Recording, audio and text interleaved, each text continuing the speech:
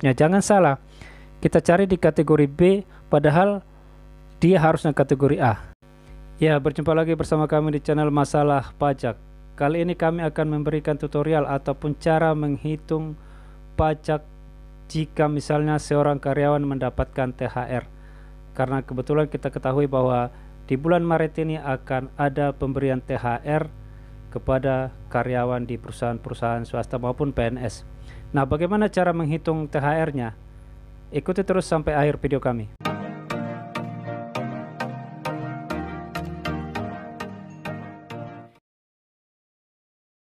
Ya, sesuai dengan PMK nomor 168 tahun 2023 bahwa perhitungan pajak itu ada perubahan dari tahun-tahun sebelumnya. Ini berlaku di bulan Januari, dan cara yang akan kita terangkan pada kesempatan kali ini adalah bagaimana cara menghitung jika seorang karyawan memiliki atau mendapatkan THR. Artinya dalam satu bulan dia mendapat THR, dia juga mendapat gaji. Bagaimana cara menghitung pajaknya? Ya, cara ini perlu kami beritahukan karena berbeda dengan cara di tahun-tahun sebelumnya. Kalau dulu tahun 2003 ke bawah, jika memiliki THR itu memiliki cara yang berbeda dengan perhitungan yang terbaru. Kita akan coba buat contohnya ya. Misalnya nih, Tuan A, seorang karyawan di PT Y. Jadi ada seorang Tuan A bekerja di PT Y, punya istri tapi belum punya anak. Jadi dia sudah menikah tapi belum punya anak, dan statusnya tentunya adalah K0, artinya kawin dan belum memiliki anak. Gaji bulanannya adalah 10 juta dan mendapat THR di bulan Maret sebesar 10 juta juga. Berapa pajak PPh 21 Tuan A di bulan Maret yang harus dipotong dari pendapatan Tuan A? Nah, itu adalah soalnya. Jadi perlu kita ketahui di sini, si Tuan A ini K0 dia statusnya, kemudian gajinya 10 juta dan dapat THR juga 10 juta. Berapa pajaknya? Kita akan lihat. Yang pertama kita lihat dulu, dia adalah K0 ya, artinya PTKP-nya adalah 58.500. Tapi pada contoh kali ini PTKP tidak nilai PTKP-nya tidak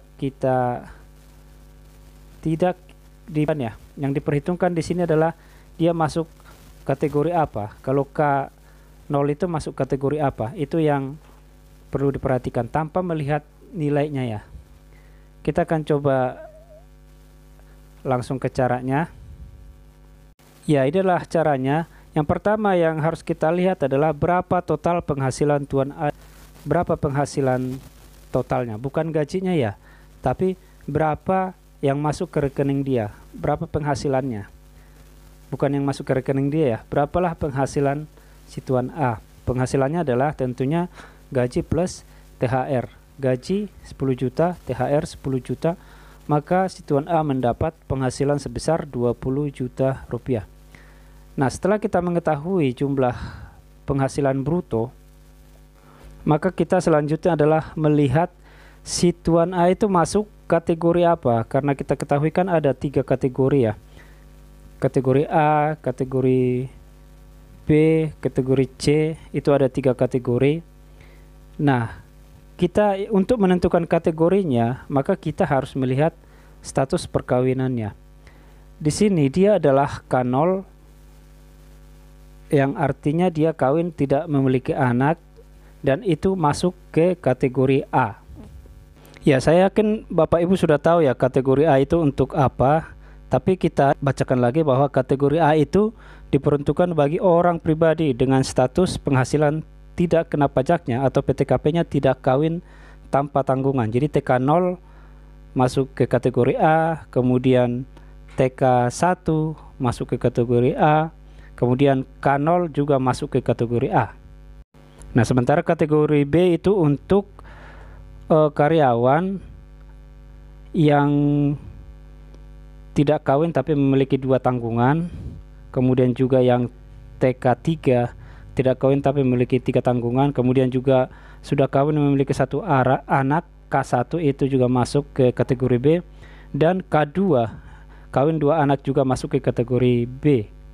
Sementara yang masuk kategori C yaitu orang pribadi dengan status PTKP kawin dan memiliki 3 anak. Jadi jika Bapak Ibu karyawannya sudah kawin, menikah dan memiliki 3 anak, maka dia masuk ke kategori C. Oke, kita lanjutkan ke cara perhitungan yang tadi. Setelah kita mengetahui bahwa si Tuan A tadi masuk ke K0 atau masuk kategori A, lalu kita akan cek di kategori A itu ada beberapa tarif. Jadi kategori A itu ada beberapa tarif, yaitu ditentukan berdasarkan gaji atau penghasilan brutonya. Jadi kita harus cek dulu berapa total penghasilan brutonya.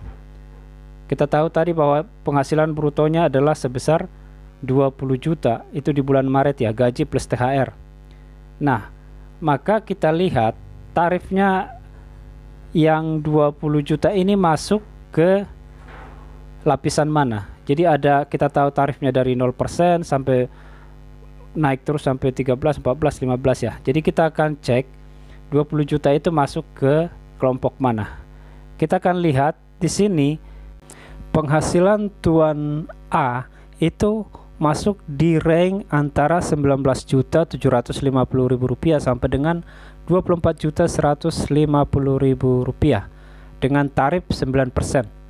Dan ini sudah kami lihat, tapi akan kita pastikan lagi apakah benar tarifnya seperti itu. Kita akan lihat berikut ini. Ya, ini adalah kategori tier A ya.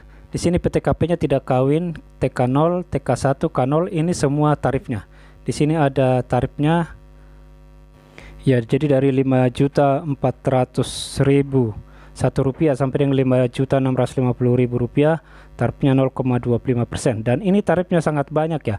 Kita hanya menyesuaikan lihat apa penghasilan untuk kita. Dia masuk di antara kategori mana? Seperti di sini ada antara 5.400.000 sampai 5.650.000, sampai ada juga 7.500.000 sampai 8.550.000. Itu ada tarif-tarifnya.